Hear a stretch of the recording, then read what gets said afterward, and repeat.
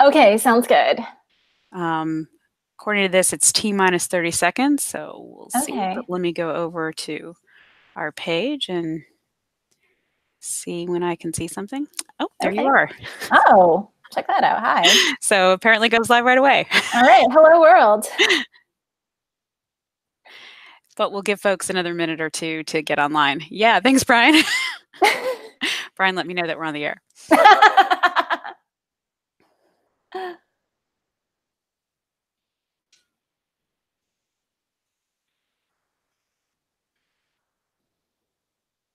So by my watch, it's 10 o'clock. Yes. So I'm going to go ahead and get started and welcome everybody to our first session of the day, the 10 a.m. time slot for WPCampus Online 2019. Woo! Welcome, everybody. You are in room 1. You may have stumbled in here accidentally because it was the first option, in which case we really hope that you will enjoy today's session, which is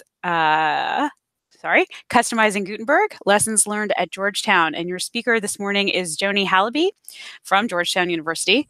And that is what she's going to be talking to us about. We would like to take a quick moment to thank our captioning sponsor, which we have for you today. You should be able to see your captions down just below the presentation. And that, apologies, got lots of stuff going on here. Yeah, lots of interruptions. So we want to thank Pantheon very much, and we hope that you will enjoy the captioning. And please be mindful of the code of conduct. As Rachel mentioned in the opening remarks, if you see any issues, please let her know or any one of the room moderators know, and we'll keep an eye on that. We'll address that as quickly as possible. We do have a delay from the time where we are presenting or Joni's presenting to what is seen on the watch page. And so we want to make sure that folks hold their questions to the end, which Dan added for us in the chat. Hopefully folks saw that. Thank you very much, Dan. And give me just 1 second, Joni, before we get started, because there's one other thing that we're just checking on here.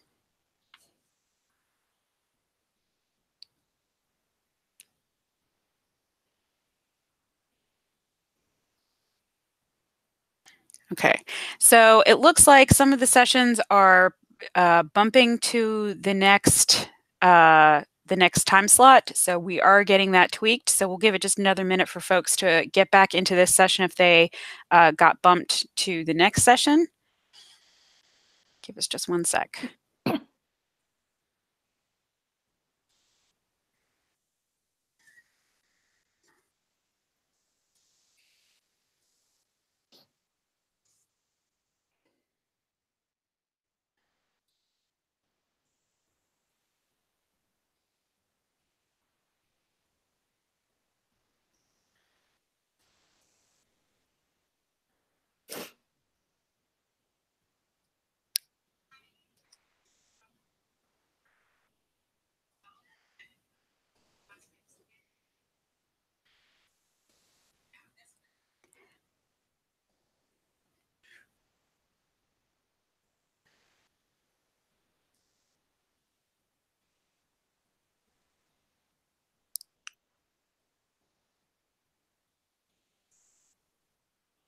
Okay.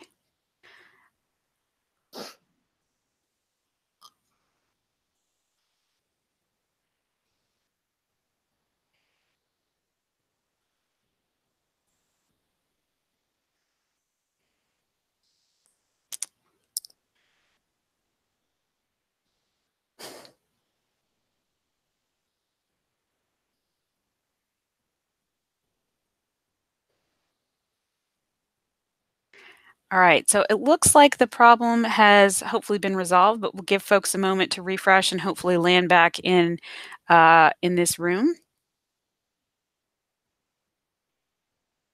Okay, so I'm getting the all clear, so we're going to go ahead and move forward. Thank you again very much, Joni. And again, she will be speaking to you today about customizing Gutenberg. And Joni, please take it away. Great. Thank you so much, Jen. Hi, everybody. Welcome to Customizing Gutenberg, Lessons Learned at Georgetown. My name is Joni Hallaby. I am a senior JavaScript developer at Georgetown University.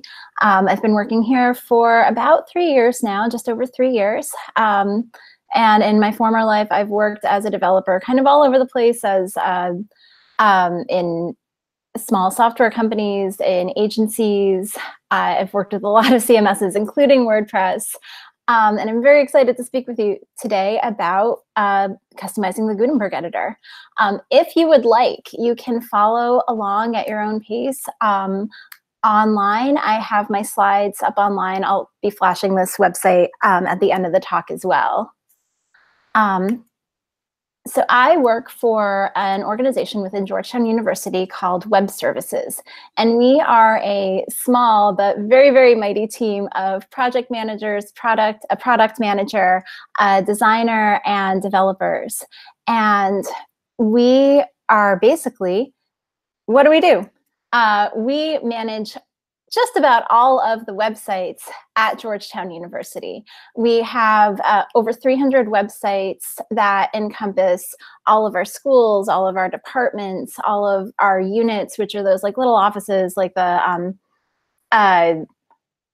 we have the provost office and the president's office and lots of different units, and also what we call top tier, which is what you get to when you go to www.georgetown.edu.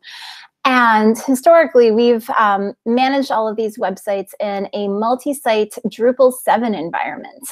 And these sites use one of 3 themes, depending on what kind of site they are, if they're a school, if they're a department, or we have a special theme for top tier. But our old theme code is old. It's been around for a really long time. It's kind of spaghetti, kind of what happens when you get to a point where you have an old site and you're just kind of updating. The code doesn't always stay as pretty as it did when you first created it. And in addition to that, we launched a whole bunch of new Drupal 7 themes in 2016, but we very, very quickly realized that Drupal 7 end of life is coming. They're on Drupal 8 right now. And we really need to just update our sites, both in terms of the backend technology and also our themes. So we need to upgrade. And we had a lot of discussions about, all right, well, we're on Drupal 7. Should we stay on the Drupal train, go to Drupal 8? Or we started talking about WordPress. And we kept debating back and forth, Drupal, WordPress, and we did a giant technical analysis, basically weighing the pros and cons of both of these systems. And as you might have guessed, we decided to go with WordPress. There were lots of wins going with WordPress, a much easier administrative UI. It was easier to maintain. And when we decided to go with WordPress, this was actually very, very late in 2017.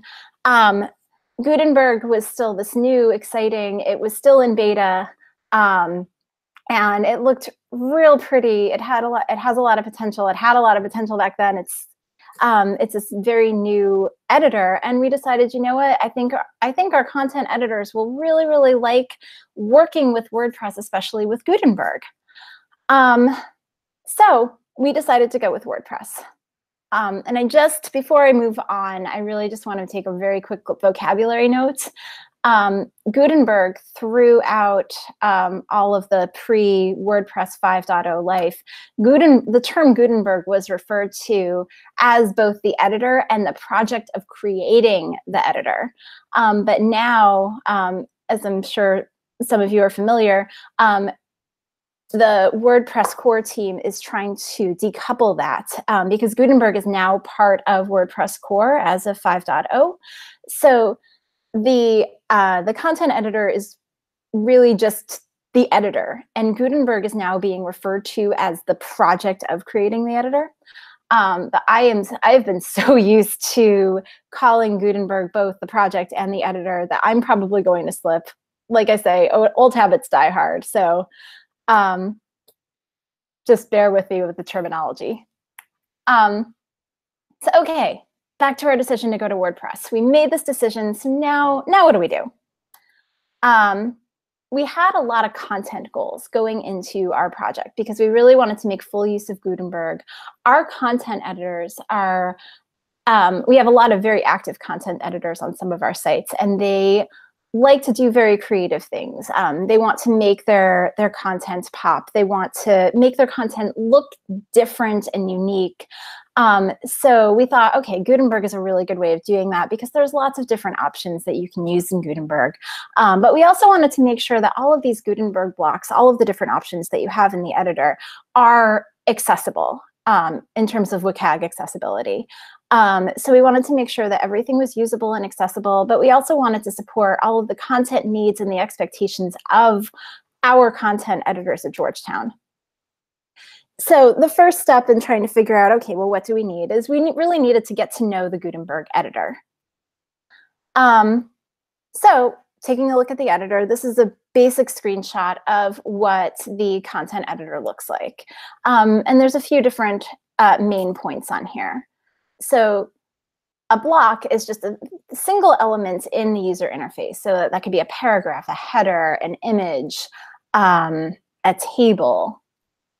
The toolbar sits above each block, and each block can have that toolbar that can include things like font options, alignments,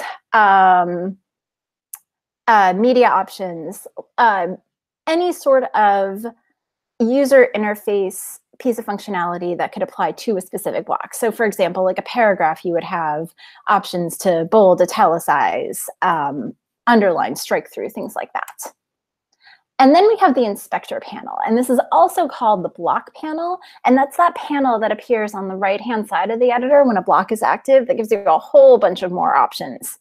So for example, you can add classes, you can select maybe custom colors or add a link, things like that.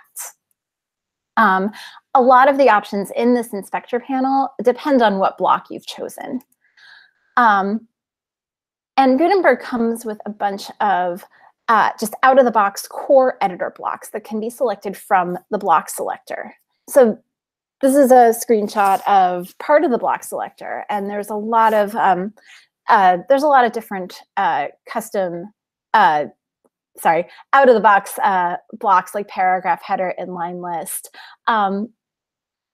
that you can see here, and they're all divided up into different categories. So there's common blocks, but there are also a bunch of layout blocks or embed blocks, so you can embed things like YouTube, Vimeo,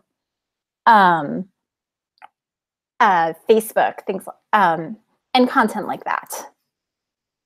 So step 2, we know what our editor looks like. We can see the giant list of core out-of-the-box blocks that Gutenberg comes with. So step 2 is really the question, do these core blocks cover everything that we need and what our content editors are expecting out of their website?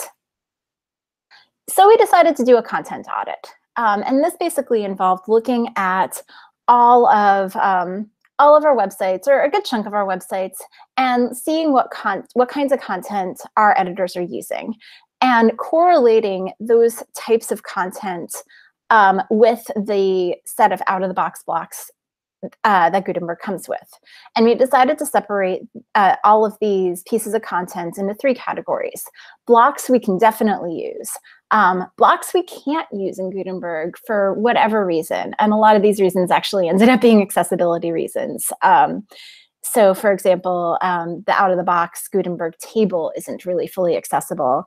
The cover block can, a little hit or miss. That one's actually up for debate right now. A cover block can look amazing, but can also be really horribly inaccessible, depending on what picture and what font color we're using. And then we were looking at blocks that we need but don't exist. So what do I mean by that? So taking a look at our websites, we have a lot of websites that just look very, very basic and have very common pieces of content like headings and paragraphs and images or lists. But then we have pages that look like this. Or look like this.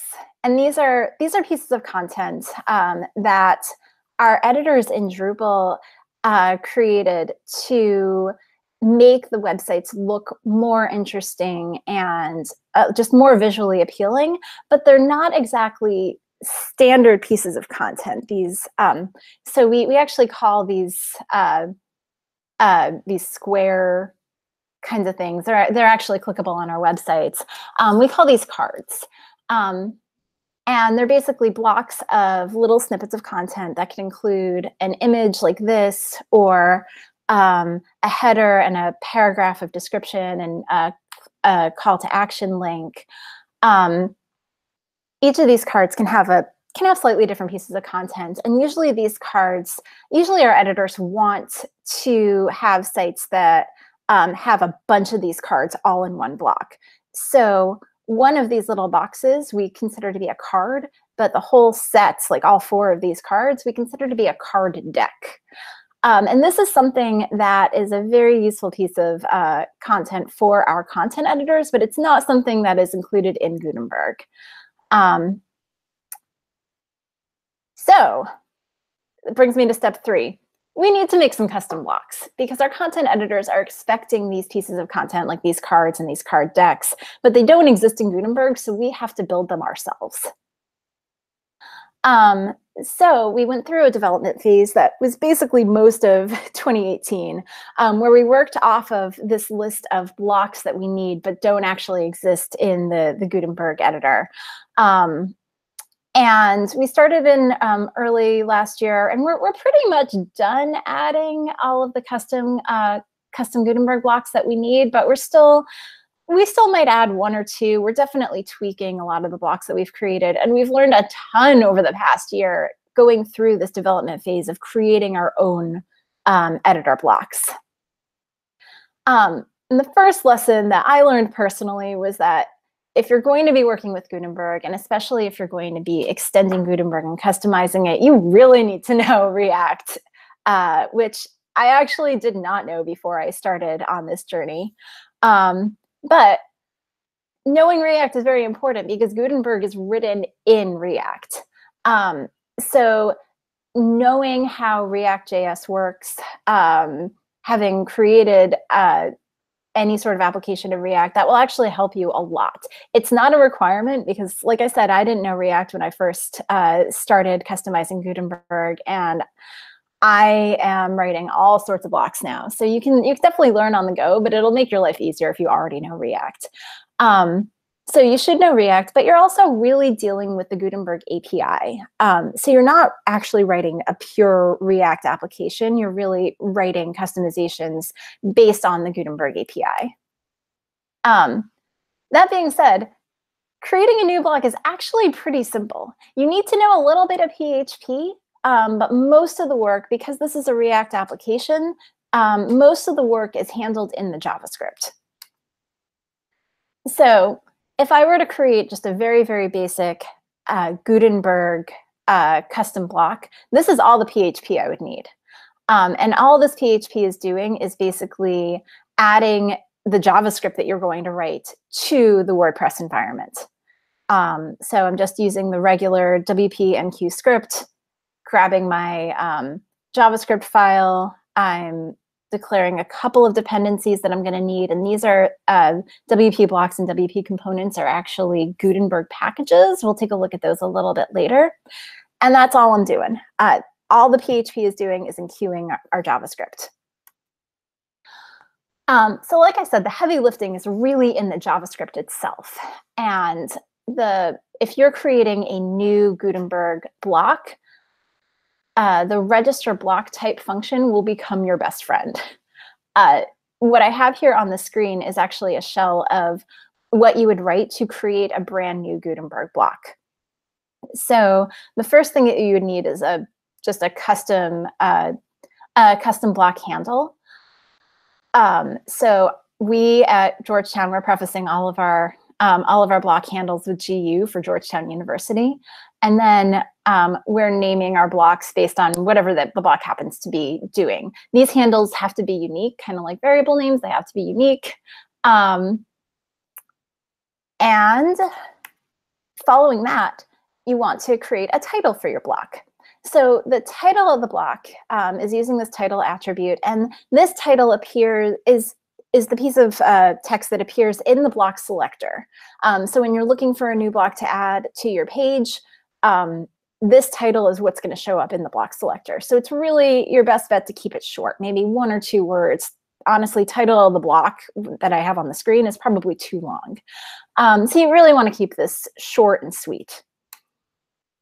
You can also add a description for the block, and you can be a little bit more verbose here. This description is the block of text that will appear in the inspector panel when the block is active in your edit screen. So after you add a block, it's on your edit screen, you click on it to start editing that block, that description will appear just below the title in the inspector panel on the right.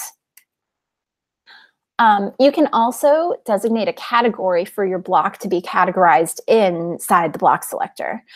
So there's a whole bunch of out-of-the-box categories, like I mentioned before. So you have common, layout, embed, formatting, but you can also create your own categories. This wasn't always true. If you've worked with Gutenberg before, maybe like 6 months ago, you were actually restricted to just the set of out-of-the-box categories. But now, if you type in a category, cats, it'll just automatically create a new category for you. And so you can define your own categories if you have a lot of blocks that don't quite fit into those out-of-the-box categories. You can also define the icon that appears in the block selector. It also actually appears in the toolbar of the block when you have it selected in the edit screen. You can define this icon to be either a dash icon, which you can just go grab and put the name in here, or you can actually define your own custom SVG icons if you want a little bit more control over what these icons look like. You can just put an SVG object as the value for this icon parameter. And you can also define keywords. So these keywords are kind of like SEO keywords for your website, but they're really used inside the selector search box. So if you have a giant list of, it's already a pretty giant list of blocks that are in the block selector, and you just want to type in, like, I know I want to look for a news block, you can just start typing in keywords, and the selector search box will find the blocks based on either the block title or any of these keywords. You do have a hard limit of 3. The editor will yell at you if you put in more than 3. So definitely keep it to 3 or less if you want to add any keywords. Keywords are optional.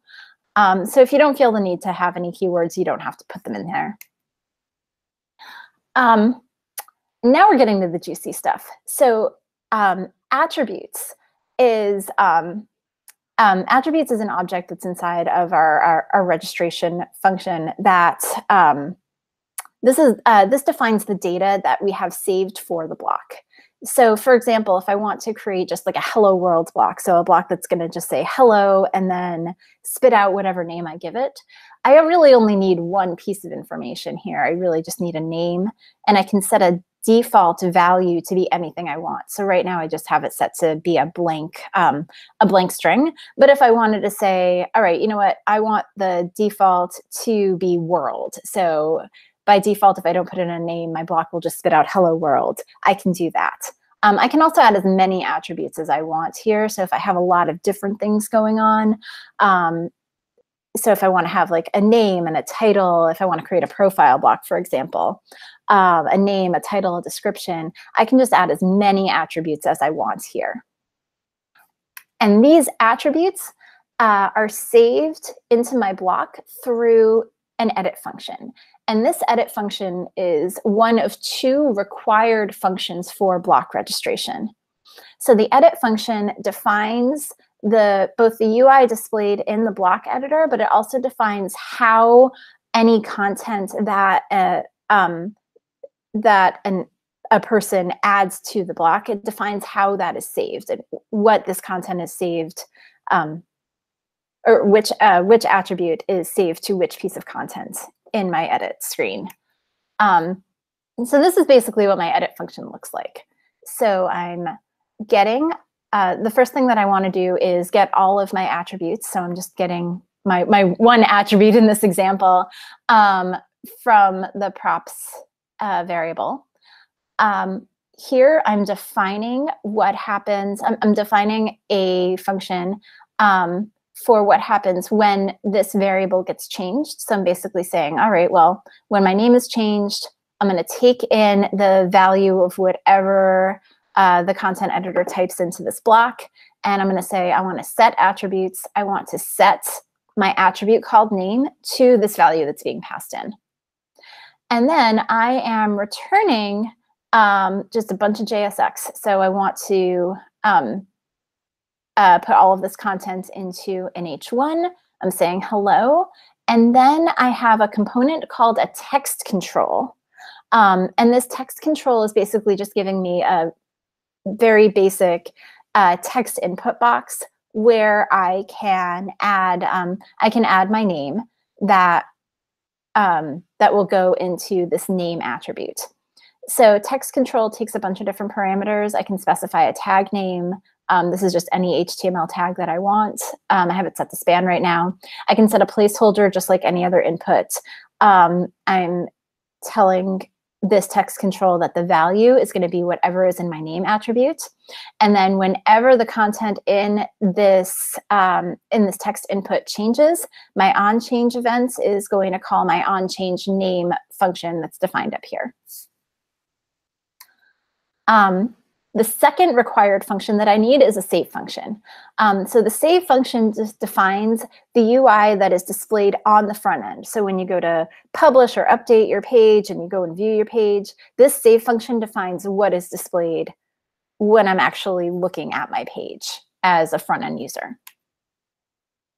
And the save function, very similarly to my edit function, grabs all of my attributes from my properties variable, and then it returns the front end HTML. So in this case, it's just returning. I have this using JSX here. It's returning my content inside an H1. I'm saying hello, and then I'm grabbing the value of my name variable. And that's it. That's the very, very basic overview of registering a block. So once I have that down, my second lesson is really getting to know the Gutenberg API, because it really will be your new best friend, especially if you're creating more complex Gutenberg blocks. So the Gutenberg GitHub is a great resource for getting to know the API. It looks big and scary and complicated at first, but you really get to know it very quickly. The first thing you really need to know about how the Gutenberg project is set up in GitHub is everything is divided into packages. There is some central documentation in a docs folder, but most of the documentation, most of the really detailed documentation about a particular component or feature or function actually exists in a README file within each package. So you actually really do need to know where to look if you're looking for something super hyper specific. So this is just a screenshot of the Gutenberg GitHub main page. I basically live here when I'm doing development because there's so much information in here. And most of this information is in this packages folder. And the packages folder has a lot of different subfolders. The components and the editor folder inside packages are the two that I find the most useful. So all of the UI elements that can be added to a custom block are called components, and there's basically two big lists of components. There's general components that are in the components folder, and then there are specific editor components that are in the editors directory. So one example of a very well documented component is actually a drop-down menu that happens to be in the components directory. So if I go and I check this out, I can see all of the JavaScript, the styles, and even the development tests that they have written for each component. Actually, each component has a test directory just like this. It's actually really useful in trying to figure out, if you're trying to figure out how a component works, it's actually really useful to take a look at those tests. But a lot of these components have very detailed documentation in the README for that particular component. And that's why I was saying it's so important to actually kind of deep dive into all of the components and take a look at each folder, because not only will you see the code itself, but a lot of these have these very detailed README. So I can see this drop-down menu. I can see exactly what it looks like. There's a bunch of guidelines for both design and development. So I can see, okay, this drop-down menu is giving me a drop-down menu. And just kind of taking a look through all of these design guidelines, it gives you, this particular component gives you hints about when it's appropriate to use a drop-down menu, when it's not appropriate to use a drop-down menu. And also, this is the part that I find the most useful, these development guidelines, because the development guidelines will always have this usage section where I can see an example of how to define a drop-down menu. So I can see, okay, well, this drop-down menu, I can define an icon, I can define a label, and it has all these controls. And it looks like I can add as many controls as I want. And each of these controls has its own attributes and on-click functionality. And and then I can see a definition of all of the properties below. And a lot of these, not all of the components, but a lot of the components in the Gutenberg project have a fleshed out README file like this. So it's really great to just sort of dig into the GitHub. If you do come across a component, and I have come across components that don't have a README or have very little in the README, you can always click into the JavaScript and just look through the JavaScript and figure out how a component works. A lot of them have comments, some don't. This is actually a little bit less commented than some other ones, but the JavaScript is also a really great resource if you're really trying to figure out, like, oh, there's this component that sounds really interesting, but there's no documentation. Just take a look at the JavaScript.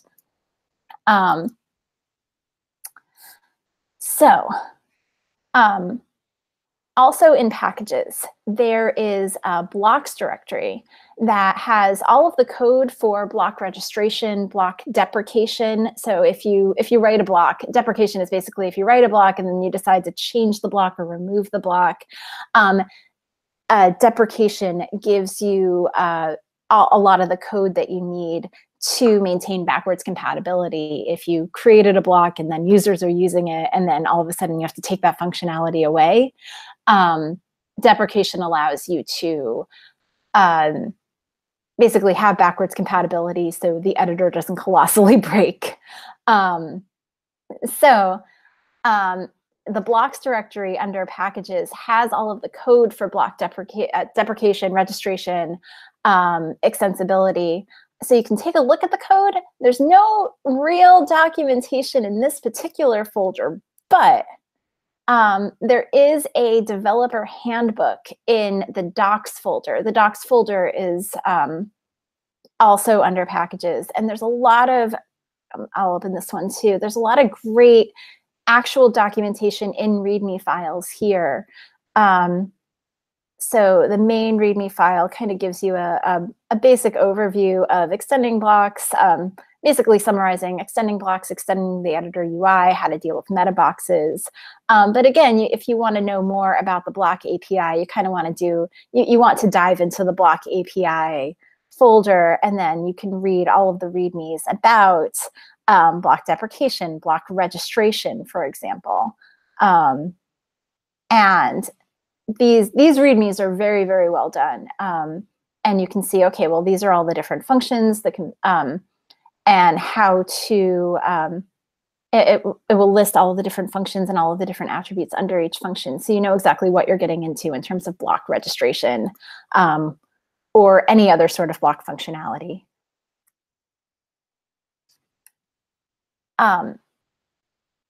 Also, if you're really stuck, or if you just want, like me, I love seeing real world examples of how a component is used, how a component is coded. You can also take a look at all of the core block code.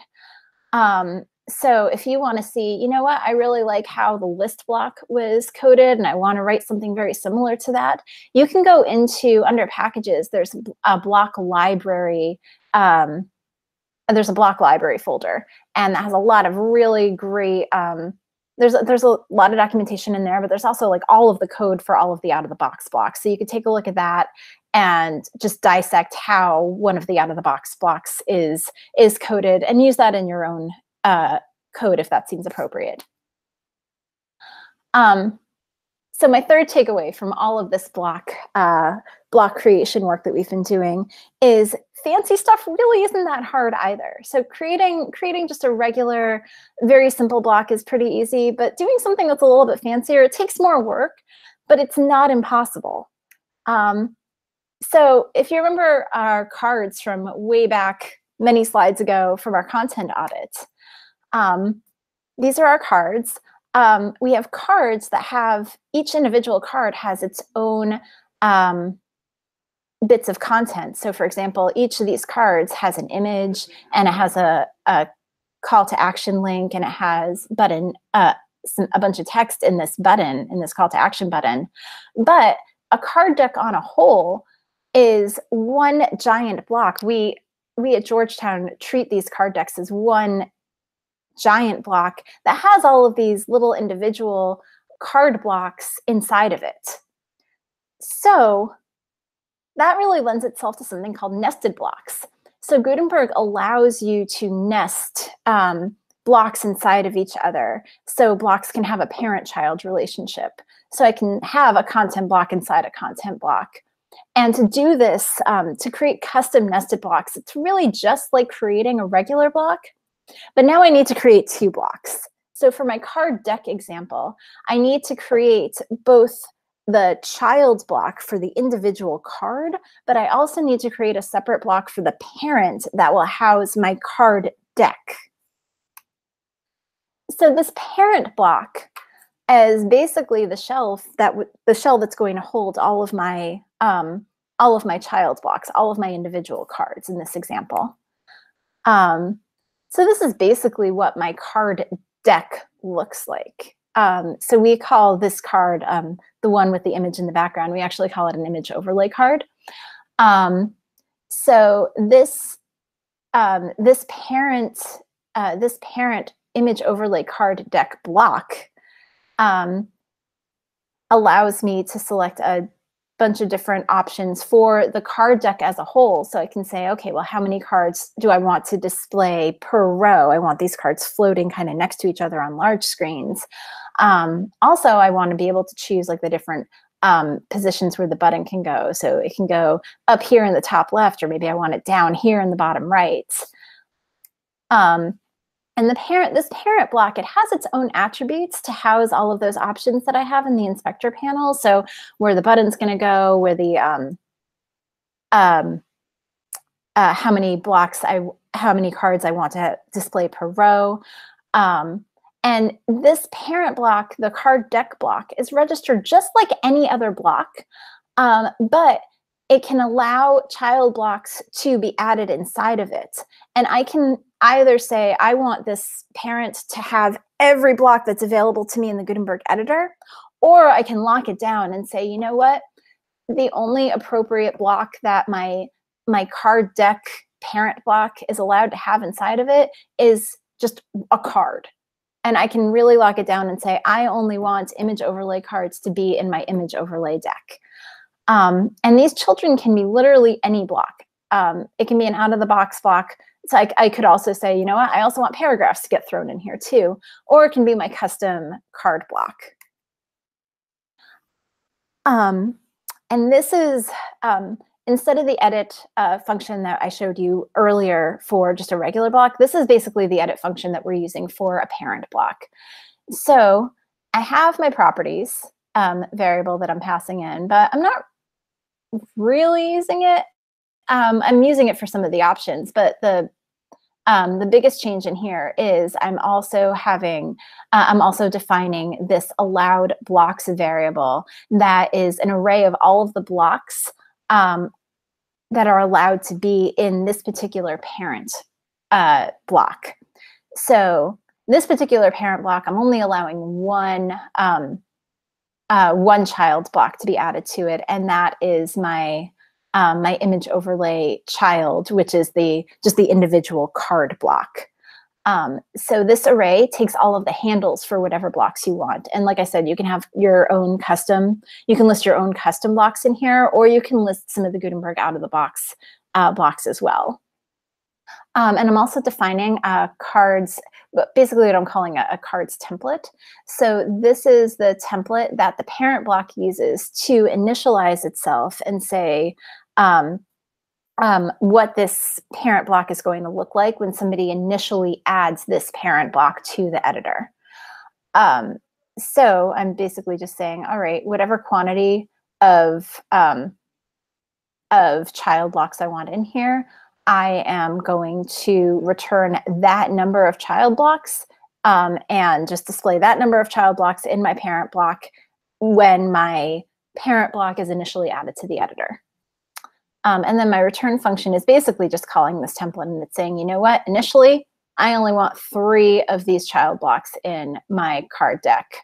And I am only allowing my allowed blocks that I'm defining up here. And the child block, just like I said before, just a regular child block. This can be any block. You define this just as you would any other block in your system. So it has its own attributes. It's no different than any other block. The last lesson is really know what you want or be okay with refactoring your blocks. So seriously, either's fine. When we started out on this project, we didn't exactly know what we wanted. We knew what kinds of content we needed to add to our Gutenberg editor, but we weren't entirely sure what the best way of presenting it in the admin UI, because there are so many component options that Gutenberg offers that it's kind of like going to a diner and you get that giant menu of like 50 pages and you just don't know what you want. So you try something and then maybe next time you try something else. So we did a lot of agile design and design and design. We're still doing that for a lot of our blocks. So the corollary lesson is let your users play with your blocks. So we put a lot of the work that we've been doing in WordPress in front of real users. We've been letting users migrate their sites into WordPress, and we got a ton of feedback. And based on that feedback, we decided to refactor some of our more complex blocks, like card decks, because they're kind of complicated. So going back to these card decks, we were initially editing, had all of our editing options inline inside the block. And it actually bloated our block, and it made editing a little bit awkward. And we decided, you know what, components could go inside the block editor, but we could also just put them in the inspector panel, get them out of the way, and let the editor just show the end result. So before, we had this card deck, and inside each card, you had to click on the button and then add a link down here. And it wasn't entirely intuitive. Like you have to go up here and look at these really cryptic icons to figure out how to change the background image. But after we moved everything into the inspector panel over to the right, and we made everything very, very clear. I can see exactly where my link options are, my button text, my URL, how to change the image for each card. And we think it's going to make, we actually just implemented this change. We think it's going to make life a lot easier for our content editors, hopefully. So in summary, life with creating custom Gutenberg blocks or extending Gutenberg blocks, it'll be much easier if you already know React.js. If you don't, it will be okay. You will learn it, I promise you. But it will be easier if you already know React. Definitely get to know the Gutenberg GitHub API. It will become your best friend.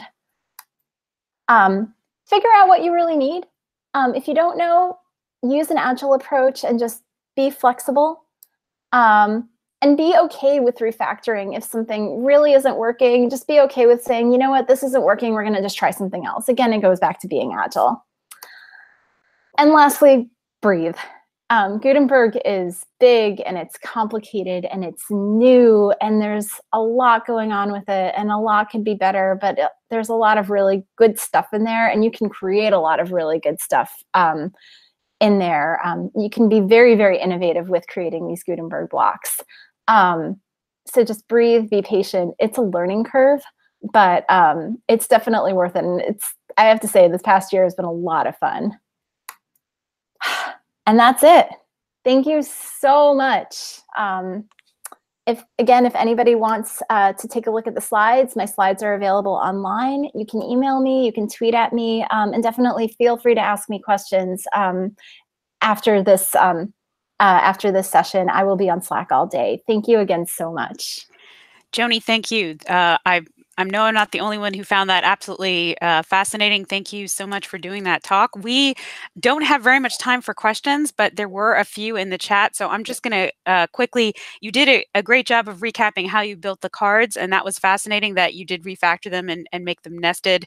That's a really great example. Can you sort of address, did you guys choose to build these blocks as their own plugin, or did you include this in a theme that you guys have for campus?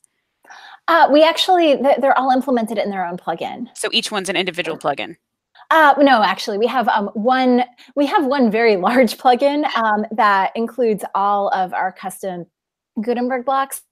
I'm about to, probably in the next couple of weeks, refactor that plugin to be a little bit nicer, because we've added so many blocks over the course of the past year. It actually ended up being a little bit spaghetti, so I want to go back and clean that up.